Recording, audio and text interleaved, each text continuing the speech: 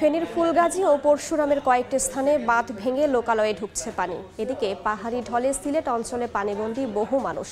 বিস্তারিত জানাতে এই মুহূর্তে ফেনীর পরশুরামে আছেন রিপোর্টার আতিয়ার সজল, সিলেটের সোভানী ঘাটে আছেন রিপোর্টার আমিনুল ইসলাম এবং সুনামগঞ্জের সুলতানপুর এলাকায় আছেন রিপোর্টার হিমাদ্রি শেখর ভদ্র। শুরুতেই সরাসরি যাচ্ছি সজলের কাছে। আমরা এখন রয়েছি ফেনীর পরশুরাম উপজেলার যে শালদর এলাকায়। গত সোমবার রাতে যে ভারতের উজান থেকে নেমে আসা পাহাড়ি ঢলের পানি বৃদ্ধি পেয়ে মুহুরী নদীর পানি যে বিপদসীমার উপরে ওঠার কারণে 5টি স্থানে ভেঙেছিল, তার একটি এই শালদর এলাকা। দেখতে পাচ্ছেন যে এই শালদর এলাকায় যে ভাঙনটি ভেঙেছে অনেক বড় ভাঙন, এবং এই ভাঙন দিয়ে কিন্তু পানি যে প্রবেশ অব্যাহত কিন্তু রয়েছে। এখনও আমরা কথা বলেছিলাম সকালে পানি উন্নয়ন বোর্ড থেকে, যেটা জানানো হয়েছে যে এখনও বিপদসীমার 17 সেন্টিমিটার উপর দিয়ে পানি প্রবাহিত হয়েছে। যদিও যখন বাঁধটি ভেঙেছিল তখন কিন্তু 140 সেন্টিমিটার উপর দিয়ে প্রবাহিত হচ্ছে। এখনও কিন্তু নদীর পানিতে কিছুটা বাড়ানোর কারণে বা এখনও কিন্তু লোকালয়ের চেয়ে নদীর পানির উচ্চতা বেশি থাকায় এভাবেই কিন্তু হু হু করে লোকালয়ে পানি ঢুকছে। ভাঙ্গা অংশ দিয়ে যে 5টি স্থানে ভেঙেছিল সেই ভাঙ্গা স্থান দিয়ে কিন্তু এভাবে পানি প্রবেশ অব্যাহত রয়েছে, এবং এই যে পানি প্রবেশ করে কিন্তু বিস্তীর্ণ এলাকায় একের পর এক ছড়িয়ে যাচ্ছে। এবং অনেকের গত সোমবার থেকে যে মানুষের নির্ঘুম রাত যে কষ্টের যে একটা সময় পার করছে এই নদীর দুতীরের মানুষ, তার সেই কষ্ট কিন্তু দিন দিন স্থায়ী হচ্ছে। অন্যান্য দিনের বা অন্যান্য বছরের তুলনায় এই বন্যাটা কিন্তু কিছুটা এই স্থানীয়দের মাঝে চিন্তার ভাঁজ ফেলছে। কারণ হচ্ছে আপনারা জানেন পাহাড়ি ঢল যখন আসে বা পাহাড়ি এই যে বন্যাটা যখন আসতো তখন কিন্তু একদিনের মধ্যেই বা একদিন পরেই কিন্তু পানিটা নেমে যেত, কিন্তু এবার কিন্তু 2 দিন গড়াচ্ছে কিন্তু পানিটা কিন্তু এখনও প্রবেশ অব্যাহত রয়েছে এবং এখনও অনেক বীজতলা তলিয়ে রয়েছে। এই বীজতলা যদি এখনও যদি পানি যদি না শুকায় তাহলে কিন্তু এই বীজতলা সম্পূর্ণ নষ্ট হয়ে যাবে বলে কৃষি বিভাগের সূত্র আমাদেরকে জানিয়েছে। এছাড়াও কিন্তু অনেক পুকুরের মাছ ভেসে গিয়েছে, অনেকের বাড়িঘরে এখনও পানি, যার কারণে কিন্তু তাদের চুলোয় রান্না হচ্ছে না। যদিও স্থানীয় প্রশাসন থেকে যেটা জানানো হয়েছে যে ত্রাণ মন্ত্রণালয় থেকে কিন্তু যে 10 লক্ষ টাকা এবং এখানে কিন্তু 200 টন চাল এবং দেওয়া হয়েছে প্রায় 2,000 প্যাকেট শুকনো খাবার। তবে স্থানীয়রা যেটা বলছে তারা কিন্তু এ ধরনের কোনো ত্রাণের নামে সহায়তা চায় না। তারা শুধু চায় একটাই, সেটা হচ্ছে প্রতি বছর যে এই নদী ভেঙে প্রতি বছর বাঁধ ভেঙে একাধিকবার স্থানীয়দের বন্যার কবলে পড়তে হয়, সেই বন্যার যে কবল থেকে যাতে না পড়ে তার একটা স্থায়ী সমাধান। যদিও যে আশ্বাসটা দিচ্ছে সেই আশ্বাস নয়, তারা চায় বাস্তবায়ন। আমরা এখন সিলেটের বন্যার পরিস্থিতি জানতে চলে যাব, সেখানে রয়েছে আমাদের সহকর্মী আমিনুল ইসলাম।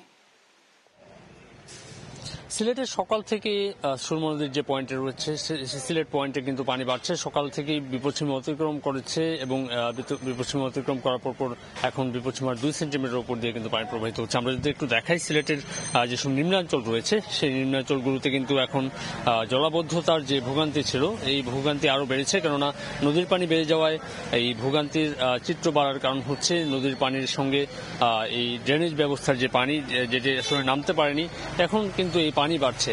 এবং এই পাড়া মহল্লা, আমরা এই মুহূর্তে রয়েছি সুবাহানি ঘাট এলাকা, এই এলাকায় কিন্তু এই পানি বাড়ার কারণে আপনারা হয়তো দেখতে পাচ্ছেন এখানে যেসব মানুষজন চলাচল করছেন তারা কিন্তু এই পানি মারিয়েই চলাচল করতে হচ্ছে।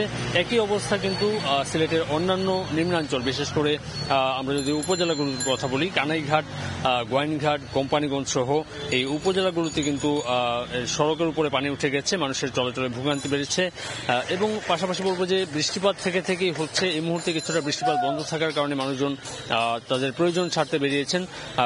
ভারী বৃষ্টিপাত যেটি হচ্ছে সেটির ব্যাপারে আবহাওয়া অধিদপ্তর বলেছে যে সিলেটের বৃষ্টিপাতের ধরন পাল্টেছে, এই কারণে কিছুটা শঙ্কা রয়েছে এবং বন্যা ঝুঁকি রয়েছে। কারণ এখনও কিন্তু মেঘালয় থেকে এই বৃষ্টির পানির সঙ্গে সঙ্গে কিন্তু ভারতীয় পানির ঢল নামছে এবং এই কারণে নদ নদীর পানির উচ্চতা বেড়েছে। অর্থাৎ একটু যদি বলি যে সিলেটের প্রায় 11টি পয়েন্টে সুরমা নদীতে বিভিন্ন এবং কুশিয়ারা নদী সহ এখানকার যেসব নদীগুলো রয়েছে সেগুলো রিডিং কিন্তু পানি উন্নয়ন বোর্ড পর্যবেক্ষণ করছে।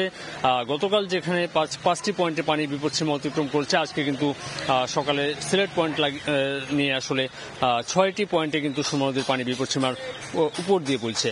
অন্যান্য দিকে সুনামগঞ্জের দিকে যদি বলি, সুনামগঞ্জের কিন্তু হাওড়গুলোতে এই মুহূর্তে আপনারা জানেন যে পানিতে টইটম্বুর ছিল, এখন নতুন করে আবারও এই যে পানির ঢল নামছে, এতে কিন্তু সুনামগঞ্জেও কিন্তু ঝুঁকি বাড়ছে।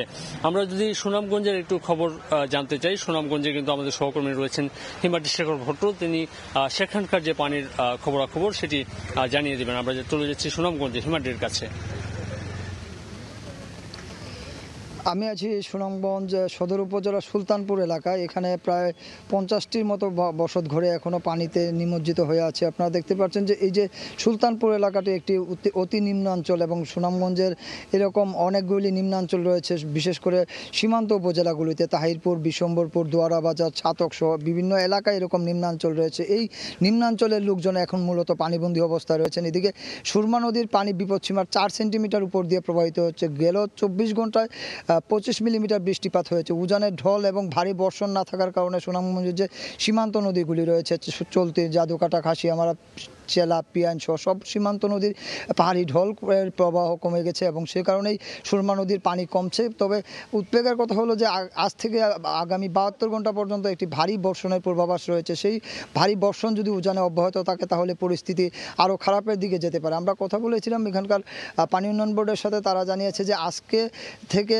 উজানে ভারী বর্ষণে হওয়ার সম্ভাবনা রয়েছে এবং সেই বর্ষণ যদি অব্যাহত থাকে তাহলে এই পরিস্থিতি হতে পারে। এখনও আপনারা দেখছেন যে সুনামগঞ্জে প্রায় 137টির মতো ছোটো বড় হাওর রয়েছে এবং এই সমস্ত হাওরের প্রায় 1100টির মতো গ্রাম রয়েছে এবং এই 12টি উপজেলা 1100টির গ্রামের অবস্থানে যদি বলি যে এটা পুরো সুনামগঞ্জ জেলাকে হাওর এবং নদী বেষ্টিত একটি এলাকা এবং এটা সুনামগঞ্জ মেঘালয় পাহাড়ের পাদদেশে অবস্থিত, যার দরুন উজানে বৃষ্টি হলে সুনামগঞ্জে পাহাড়ি ঢল নামে এবং সুনামগঞ্জের স্থানীয় বৃষ্টিপাতে আসলেও সুনামগঞ্জের প্লাবন বা বন্যা পরিস্থিতির কোনোটার উপর নির্ভর করে না, কারণ এখানকার ভারতীয় পানির ঢল যদি প্রবল বেগে নামে তখনই সুনামগঞ্জে বন্যা হয় বা প্লাবন হয়, কিন্তু ভারতীয় ঢলের পানি প্রবাহ যদি কমে যায় তাহলে সুনামগঞ্জের তেমন কোনো ক্ষয়ক্ষতি হয় না। আমরা কথা বলেছিলাম এখানকার সীমান্ত এলাকার লোকজনের সাথে, তারা জানিয়েছেন যে গতকালকে থেকে বৃষ্টিপাত না হওয়ায় উজানের ঢল কমে গেছে এবং ঢল কমে যাওয়ার ফলে পাহাড়ি নদীগুলির পানি অনেকটা কমে গেছে এবং সুরমা নদীর পানি কমছে। তো সুরমা নদীর পানি কমে এখন হাওর এলাকায় প্রবাহিত হওয়ার ফলে সুনামগঞ্জের 5টি উপজেলার নিম্নাঞ্চল এখন প্লাবিত হয়ে আছে। তো এই ছিল সুনামগঞ্জের সুলতানপুর থেকে বন্যা পরিস্থিতির সবশেষ। বন্যা পরিস্থিতির খবর জানাতে সরাসরি যুক্ত ছিলাম সুনামগঞ্জ, সিলেট ও ফেনীতে।